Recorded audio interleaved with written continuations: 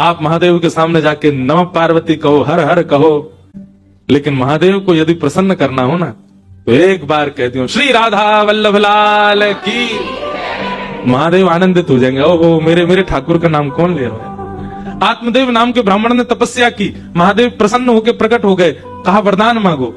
तो उसने कहा आपके पास जो सबसे बहुमूल्य रत्न है वो मुझको दे दो।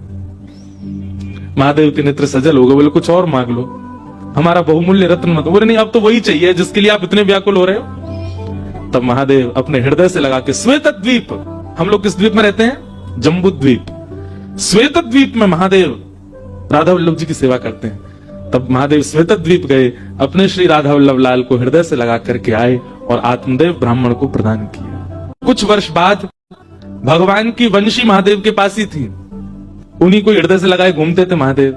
ठाकुर जी तो दे दिए, एक ने मांगे वरदान में। तब महादेव को मन में भाव आया कि राधा वल्लभ जी की सेवा का विस्तार हो, इसलिए वंशी से ही कहा अब आप जाओ। तब महादेव के पास जो वंशी विराजमान थी वही श्री हितरिवंश महाप्रभु का रूप धारण करके धराधाम पर आए और आत्मदेव ब्राह्मण की 2 कन्या थी, दोनों से ब्याह करके राधा वल्लभ जी को दहेज में लेके वृंदावन आए। तब से श्री राधा वल्लभ जी वृंदावन में विराज रहे।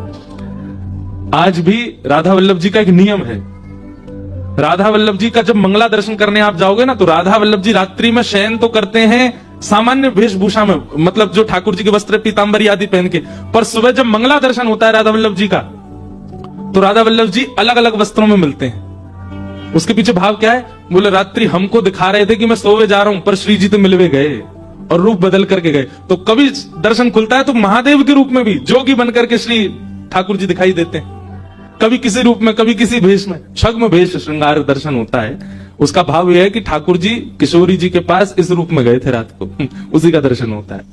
तो ऐसे महादेव के निज ठाकुर जी श्री राधा वल्लभ।